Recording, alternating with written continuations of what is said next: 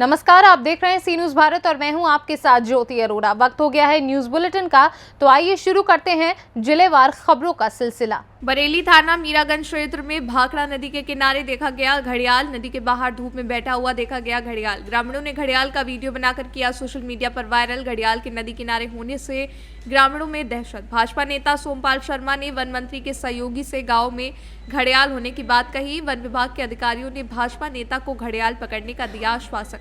भाजपा नेता ने कहा, ग्रामीण रोज नदी पार करके जाते हैं खेत पर काम करने। नदी पार करते हुए कभी भी घड़ियाल कर सकता है हमला। जटपुरा उर्फ मुगलपुर गांव की ये घटना बताई जा रही है। नदी किनारे निकला घड़ियाल। नदी किनारे वाले गांव के निवासी दहशत की जिंदगी जी रहे हैं। बरेली से सी न्यूज संवाददाता बीएस चंदेल की रिपोर्ट। खबर बरेली से है, जहां 23 नवंबर को थाना शेरगढ़ के ग्राम मोहम्मदपुर के जंगल में किच्छा नदी के किनारे गांव के ही युवक धर्मेंद्र की हत्या की, जिसमें मृतक के भाई करण सिंह ने गांव के ही जसपाल, भानु प्रताप, चंद्रपाल, देवीदास चारों के विरुद्ध लिखित तहरीर देकर थाना शेरगढ़ गंभीर धाराओं में मुकदमा पंजीकृत कराया गया था, जिसकी विवेचना थानाध्यक्ष शेरगढ़ सतीश कुमार संपादित की गई और पता चला कि पुरानी रंजिश में विपक्षियों को फंसाने के उद्देश्य से हत्या की गई। इस विषय में मुकेश चंद्र मिश्रा एसपी ग्रामीण ने क्या कुछ कहा, आइए सुनाते हैं। दिनांक 23 नवंबर 2023 को थाना शेरगढ़ के ग्राम मोहम्मदपुर के एक नदी किच्छा के तट पर एक मृतक का शव बरामद हुआ था, जिसके सर पे चोट खूनालुदा के निशान थे। पोस्टमार्टम में बाद में गोली सर पे लगने से मृत्यु होना अंकित पाया गया। इसमें 4 अभियुक्त गणों को नामजद करते हुए मुकदमा पंजीकृत किया गया था। विवेचना उपरांत चारों अभियुक्त गणों की नामजदगी गलत पाई गई तथा 3 अभियुक्त गण प्रकाश में आए हैं, जिनके नाम विजय, रवि तथा ओम प्रकाश है। ये गांव मोहम्मदपुर के ही निवासी हैं। इनकी निशानदेही से एक कट्टा तथा 315 बोर के 2 कारतूस बरामद हुए हैं और इनको पर्याप्त सबूतों के साथ माननीय न्यायालय की अभिरक्षा में भेजा जा रहा है। घटना का मोटिव पूर्व में गांव में जमीनी रंजिश के वशीभूत लिखाए गए एक मुकदमे में, जिसमें 302 के अंतर्गत सुखदेव आदि 7 नंबर अभियुक्त जेल गए थे। इन्हीं पक्ष के रवि के द्वारा और ओम प्रकाश के साथ मिलकर ये षड्यंत्र किया गया कि इस प्रकार एक हत्या करके और मुकदमा विपक्षी पे लिखा दिया जाएगा तो उस पर दबाव बनेगा और पूर्व लिखे गए मुकदमे में समझौता हो जाएगा। इस मोटिव के साथ ये घटना कारित की गई है।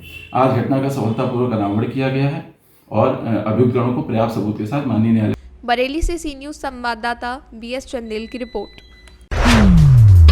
झारखंड के ग्रामीण विकास मंत्री आलमगीर आलम ने रविवार को बरहवा प्रखंड की 7 गाछी पंचायत के ग्राम सीरगांव में स्थित 33/11 केवी बिजली सबस्टेशन और 33 और 11 केवीए विद्युत लाइन का उद्घाटन फीता काटकर और नारियल फोड़कर किया। मौके पर उपस्थित लोगों को संबोधित करते हुए उन्होंने कहा कि हमने जो वायदा किया था उसको पूरा किया है। इस ग्रिड के उद्घाटन से अब बरहड़वा पूर्वी क्षेत्र के लोगों को बिजली की किल्लत नहीं होगी, उन्हें निर्बाध बिजली मिलेगी। उन्होंने कहा कि आज से 20 से 25 वर्ष पहले इस क्षेत्र में कहलगांव और दुमका से बिजली आती थी। कब आती थी और कब जाती थी पता नहीं चलता था, लेकिन अलग झारखंड बनने के बाद जब मैं स्पीकर बना तो साहिबगंज और पाकुड़ दोनों जिलों में ग्रिड का निर्माण करवाने का पहला काम किया। इसके बाद पाकुड़, बरहड़वा, बरहेट, राजमहल, साहिबगंज में विद्युत सबस्टेशन का निर्माण कराया। बरहड़वा प्रखंड के पथरिया में विद्युत सबस्टेशन का निर्माण हुआ। तब से इस क्षेत्र के लोगों को 16 से 22 घंटे तक बिजली मिल रही है, लेकिन अब इस ग्रिड के उद्घाटन के बाद 7 गाछी, बरारी, मिर्जापुर, कालू, जामपुर, रामनगर, रूपसपुर, सिसौड़ सहित 100 गाँव के लोगों को लाभ मिलेगा।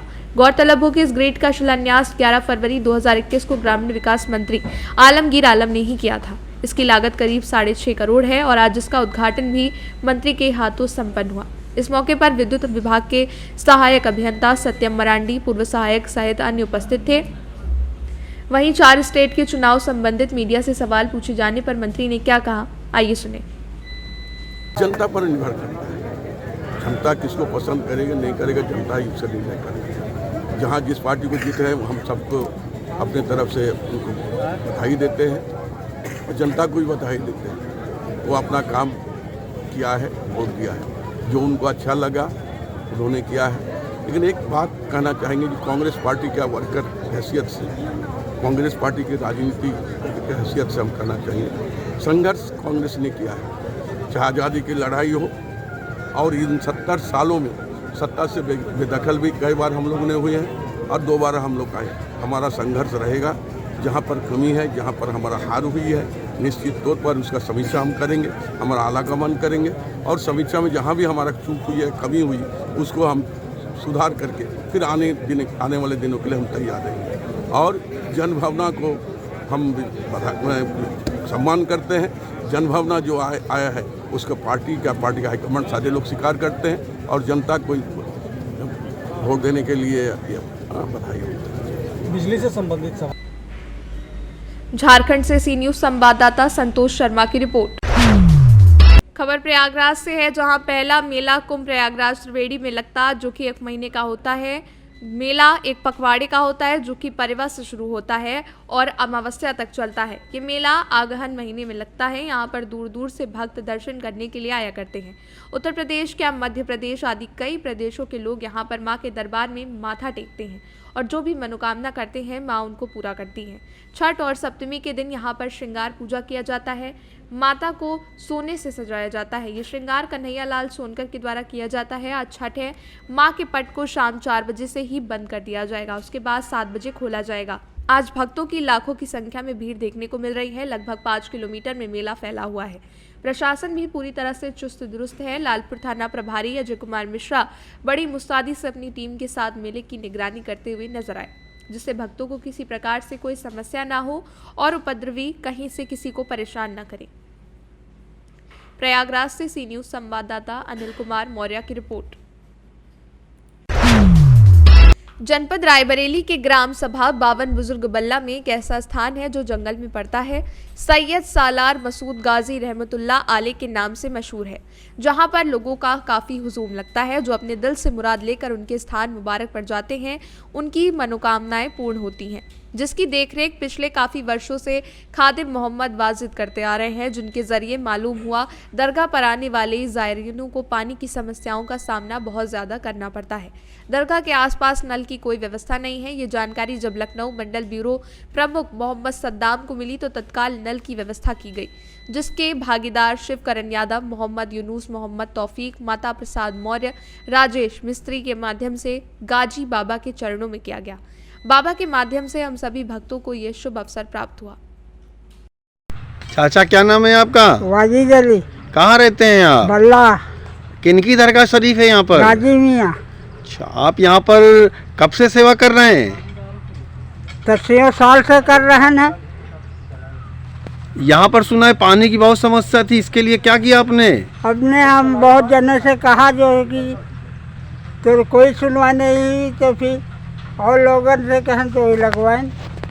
किसने लगवाया इसे? ये क्या नाम है भाई साहब आपका? मेरा नाम मोहम्मद सद्दाम है। आप यहाँ पर पानी की व्यवस्था में आए हैं सुना है?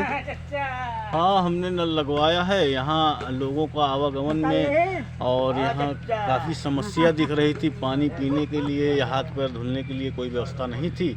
इसके लिए जब ये समस्या को हमने देखा तो कैसे मालूम पड़ा आपको पानी की दिक्कत के बारे में? यहाँ के खादिम हैं मोहम्मद वाजिद साहब, उनके माध्यम से हमको पता चला। हम यहाँ आया करते थे तो उन्होंने बताया कि यहाँ भाई नल का समस्या बहुत ज़्यादा है।